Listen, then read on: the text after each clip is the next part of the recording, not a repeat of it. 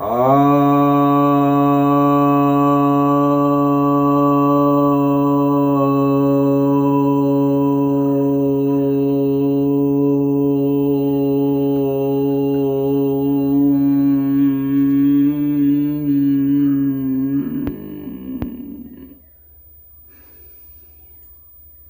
भक्तजनों को सप्रेम नमन।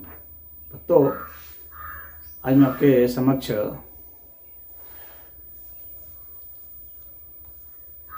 विज्ञान भैरव तंत्र, जो कि रुद्र यामल तंत्र का अंग है, के 63वें श्लोक की व्याख्या करने जा रहा हूँ और यह ध्यान विधि 40वीं है। यह बहुत बढ़िया, बहुत ही उपयोगी ध्यान विधि है और हमें तो लगता है कि हर एक को इसे अवश्य ही करना चाहिए। भले सिद्ध हो या ना हो, सिद्ध हो सके या ना हो सके, करना अवश्य चाहिए। यह इतना महत्वपूर्ण है। तो चलिए देखते हैं।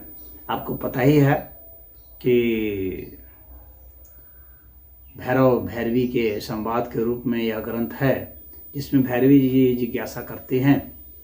तो भगवती भैरवी ने जिज्ञासा की है, बहुत सारे दार्शनिक प्रश्न पूछे हैं कि ये दुनिया कैसे बनी और मनुष्य कैसे बना और मनुष्य कहाँ जाएगा, क्या होगा, तो आत्मा क्या है, फलना ढिकना बहुत सारा।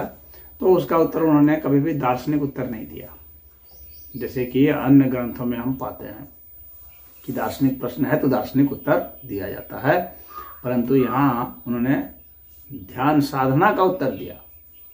ये ध्यान साधना बताया कि यह करो और इसको करके स्वयं देखो, स्वयं महसूस करो, स्वयं तुम्हें पता चलेगा कि क्या है कैसे है। तो कहने का मतलब ये साधना ग्रंथ है। तो चलिए अब हम लोग देखते हैं कि इसमें भगवान क्या कह रहे हैं।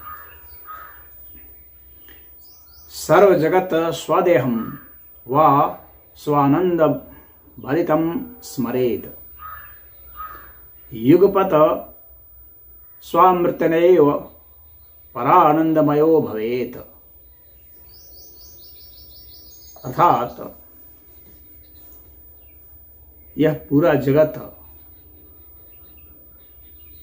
यह स्वदेह, अपना देह भी,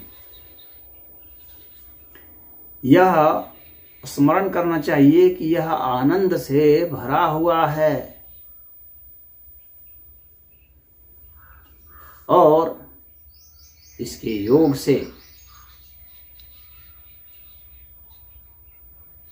अमृत जैसा परम आनंद हो जाओगे। यह आनंद ध्यान साधना कहलाती है। यह आनंद ध्यान साधना बहुत ही विलक्षण है।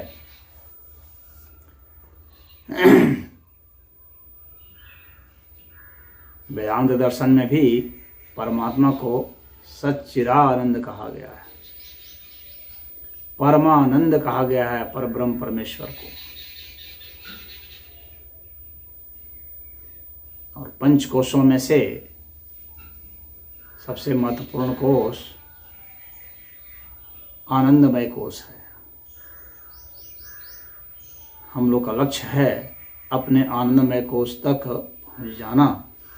उसी को यहाँ पर भैरव जी ने बताया है। तो ये क्या कह रहे हैं कि यह पूरा जो जगत है, ये भौतिक तत्व भी जो दिखता है, ये ऊर्जा भी जो दिखती है, ये सब तुमको वस्तु के रूप में दिखती है, क्योंकि अभी तुम वस्तु के स्तर पर हो। जब तुम ऊर्जा के स्तर पर हो गए तो तुमको ये वस्तु नहीं दिखेगी, फिर तुमको दिखेगा कि ये ऊर्जा है। तब तुम इसको ऊर्जा में देखोगे, तब तुम प्राण में कोष में पहुंच गए। यही वस्तु अब तुमको ऊर्जा के रूप में दिख रही है। यही वस्तु जो अन्नमय कोश में तुमको अन्न दिखती थी, या वह प्राणमय कोश में या ऊर्जा रूप में तुमको महसूस होगी, फिर तुमको ये ठोस वस्तु नहीं दिखेगी, यानी अनुभूत नहीं होगी। अनुभूत क्या होगी? सिर्फ ऊर्जा, यानी ये पूरा जगत ऊर्जामय है। और जब सूक्ष्मता में उतरोगे तब पता चलेगा ये पूरा जो जगत है, यानी स्वयं उसमें तुम भी शामिल हो, ये पूरा जगत जो है यह मनोमय कोश है, यानी यह सिर्फ चेतना ही चेतना है।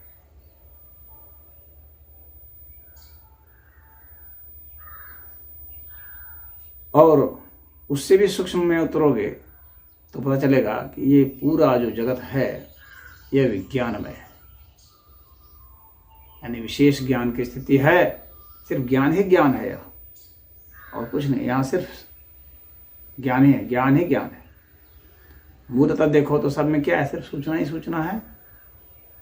सब में सिर्फ क्या है? इंफॉर्मेशन इंफॉर्मेशन है। ज्ञान ही ज्ञान है। ये वस्तु है और क्या है? वह ज्ञान है। ज्ञानियों के लिए वस्तु और वस्तु नहीं है, वह ज्ञान है। जब ज्ञान के स्तर पर कोई होता है तो वह हर चीज को सिर्फ देखता है कि ज्ञान है। तो विज्ञान में कोष में चले गए तो विज्ञान है, विज्ञान है। लेकिन जब उससे भी सूक्ष्म में उतरते हो देखोगे कि ये विज्ञान कुछ नहीं है, जो है सो आनंद है। आनंद ही आनंद है।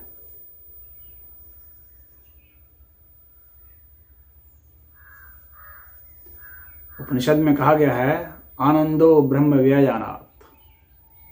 यह ब्रह्म को मैंने जाना कि यह आनंद ही आनंद है। आनंद ही आनंद है, आनंद के सिवा कुछ नहीं है। यानी ये सारा स्वरूप आनंद से भरा हुआ है। दुख वेदना जिसको समझते हो अभी आनंद है।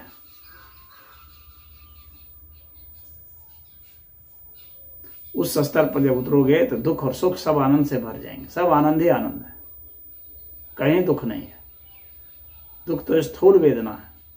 जब उसी की सूक्ष्मता में उतरते हैं तो पता चला कि ये आनंद है। तो सूक्ष्मता में नहीं उतरने के कारण ही दुख हमें मालूम पड़ता है। तो यहाँ पर साधना क्या करनी है? साधना ही करनी है, इसको समझ लेना है कि जिसको तुम पेड़ कहते हो, जिसको तुम कहते हो कि मोबाइल है, जिसको कहते हो कि बिस्तर है, जिसको कहते हो कि ये पंखा है, कि ये फ्रिज है, कि ये कूलर है, कि ये शीशा है, तो ये प्लास्टिक है, तो ये सोना है, कि ये हीरा है, कहना बंद कर दो। कहो ये आनंद है। मन में ठान लो, समझ जाओ, यह आनंद ही आनंद है। यह आनंद है, यह भी आनंद है, यह भी आनंद है। आनंद के सिवा कुछ कहो ही नहीं, कुछ बोलो ही नहीं, कुछ सोचो ही नहीं। साधना में बैठ जाओ। किसी भी जो ध्यान आसन है, जो 6 ध्यान मैंने बता रखे हैं पहले से, पद्मासन, सिद्धासन, सुखासन, वज्रासन, स्वस्तिक आसन, भद्रासन, इस 6 में से किसी एक आसन पर बैठ जाओ। सीधा स्थिर होकर के बैठो और बस जैसा कि बताया गया है वेदांत में भी, जैसा कि बताया जा रहा है यहाँ विज्ञान भैरव में भी, कि आनंद ही आनंद है। तो सांस आनंद है, दिल की धड़कन आनंद है, मेरा शरीर आनंद है, मेरे विचार आनंद है, मेरी वाणी आनंद है। सबको आनंद ही उच्चारित करो मन ही मन। समझो कि सब ये आनंद ही आनंद है।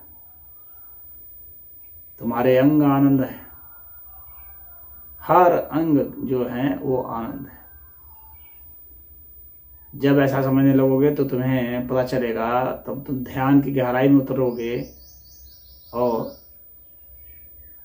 ये जो सोच है ना, ये सोच जो मनोमय है, वह तुम्हें विज्ञान में ले जाएगा। जब मनोमय तक सोच दोगे आनंद ही आनंद है, तो वह आनंद खींचने लगेगा अपनी ओर और तुमको आनंद ही आनंद दिखाई देगा। हम कहते हैं कि यह ऐसा है, इसलिए हमें वह वैसा ही दिखता है। हमें कोई शत्रु दिखता है क्योंकि हम कहते हैं कि वह शत्रु है।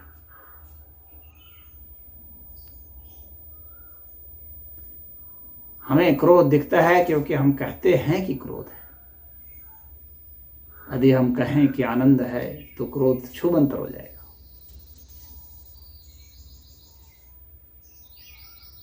एक बार विश्वास से कह करके तो देखो, अपने हर सांस को आनंद कहो, जो भोजन लेते हो उसे आनंद कहो, हर चीज को आनंद कहो। यही भगवान भैरव यहां बता रहे हैं। ये आनंद ध्यान है। किसी चीज को किसी चीज से संबोधित मत करो आनंद के सिवाय। और तब उसके अंतर्निहित वह जिस चीज से मला बना है, मूलभूत उसका जो तत्व है वह आनंद है, जिससे कि वह बना हुआ है, तो उसकी मूलभूत संरचना में प्रवेश हो जाएगा, यानी आनंद में प्रवेश हो जाएगा।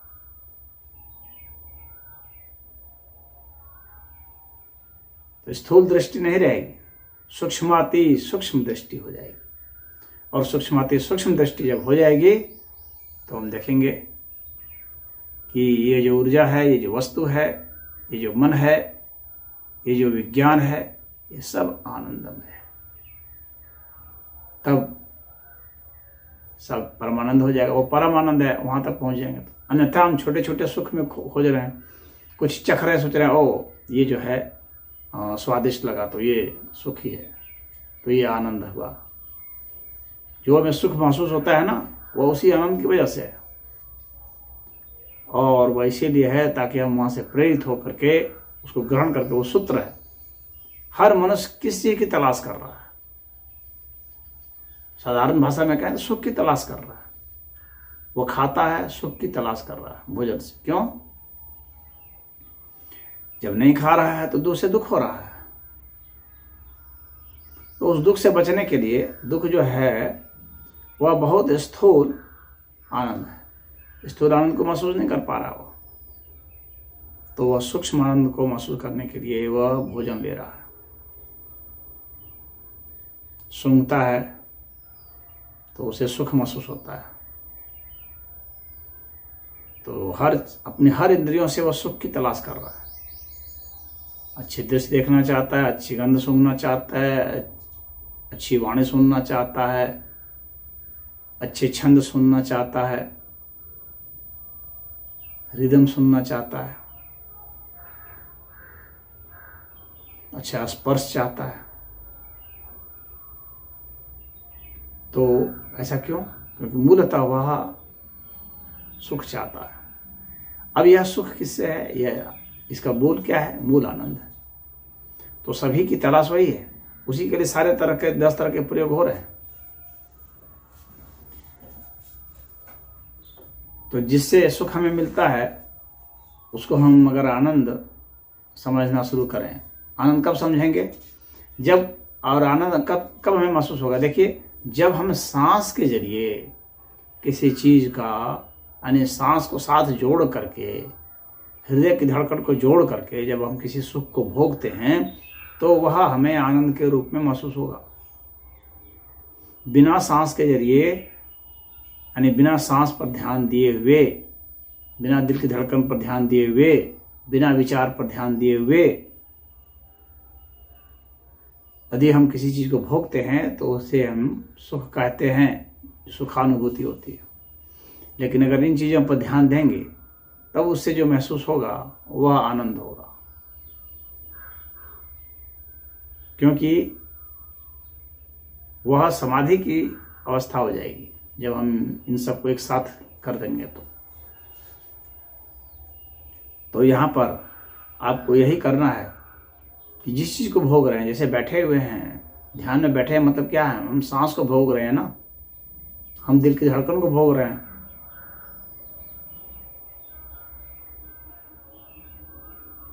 और जब हम उसको अच्छा से भोगते हैं, हम अपने विचारों को भोग रहे हैं।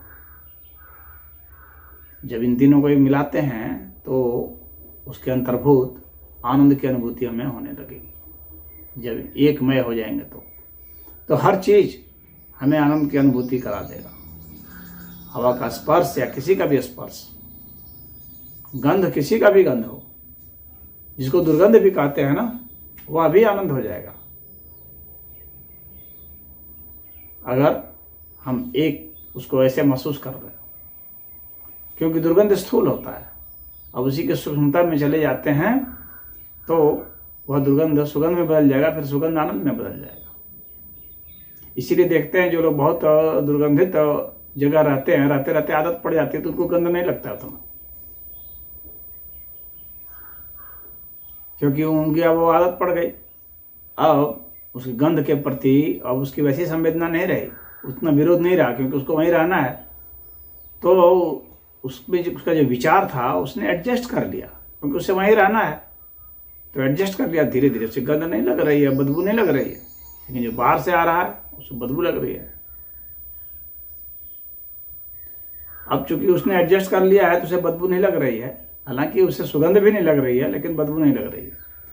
परंतु अगर वह उसमें जैसे उसने एडजस्ट किया कि यह बदबू नहीं है, उसी तरह से एडजस्ट जब कर लेगा माइंड को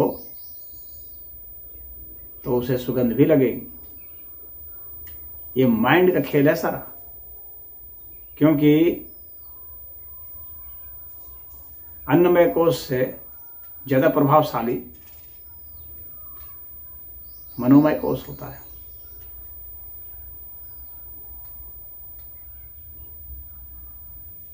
प्राणमय कोश से ज्यादा प्रभावशाली मनोमय कोश होता है। तो यह मन ही हमें वहां ले जाता है। फिर मन में जो विचार आ रहे हैं वे सब विचार भी जो है हमें आनंदमय लगने लगेंगे, क्योंकि उससे प्रभावशाली हुआ है। तो हर सांस को आनंद समझो, हर धड़कन को आनंद समझो, हर भोजन को, इंद्रियों से जो भी दृश्य देखते हैं उसको दृश्य नहीं समझ करके उसको आनंद समझा जाए। और इस नजरिए से जब हम किसी चीज को जब देखेंगे तो देखेंगे कि दृश्य भी जो है हमें आनंद दे रहा है। विभत्स से विभत्स दृश्य आनंद दे सकता है, क्योंकि वो आनंद है ही। यही यहाँ पर करें तो पूरा का पूरा परिपूर्ण हो जाएगा, तो वही अमृत हो जाएगा। अमृत अर्थात अमर हो गया, वह शाश्वत हो गया वह। और वही कहते हैं कि वो परानंदमयो भवेत, तो परानंद हो जाएगा। आनंद से परे परमानंद वह हो जाएगा। तो जो तैत्तिरीय उपनिषद में बताया गया है परमानंद का परमात्मा के विषय में, तो वैसा इसमें भी हमें महसूस होगा। हम साक्षात महसूस करेंगे। जो ग्रंथों में लिखा गया है सिर्फ लिखा नहीं गया है, ये अनुभूतियां हैं, ये ऋषि मुनियों की अनुभूतियां हैं। जिन्होंने वो साधना की है वो अनुभूत कर सकता है। दुख को भी आनंद के रूप में महसूस कर सकता है, विष को भी अमृत के रूप में महसूस कर सकता है। राणा ने विष भेजा तो जब मीरा ने पिया तो वह अमृत हो गया। तो विष अमृत हो जाता है, दुख आनंद हो जाएगा। हम उसको वैसा धारण तो करें, यही यहाँ पर ये बतलाना चाह रहे थे। तो ये आनंदमय ध्यान को, इस आनंद ध्यान को आप अवश्य करें और देखेंगे कि आपका जीवन बिल्कुल ही बदल गया, विलक्षण हो गया। जहाँ आपको शिकायत थी 10 तरह की, नकारात्मक विचार जहाँ हावी थे आपके दिमाग में, अब शिकायत नहीं रहेगी आपको, क्योंकि जितने भी नकारात्मक चीज थी उसको तो आपने बिल्कुल आनंद ही बना दिया। तो शिकायत कहाँ, और आपका रोमा रोमा पुलकित हो जाएगा। आपको अपने में हर समय मस्ती ही मस्ती नजर आएगी। इसके लिए आपको कोई और साधन ढूंढने की जरूरत भी नहीं पड़ेगी, किसी वस्तु की जरूरत नहीं पड़ेगी, क्योंकि जो उपलब्ध है, जितना उपलब्ध है वो आनंद ही है। तो किसी अन्य वस्तु की जरूरत आपको नहीं पड़ेगी अपने सुख की वृद्धि के लिए। तो इसमें इतना ही। हरि ओम।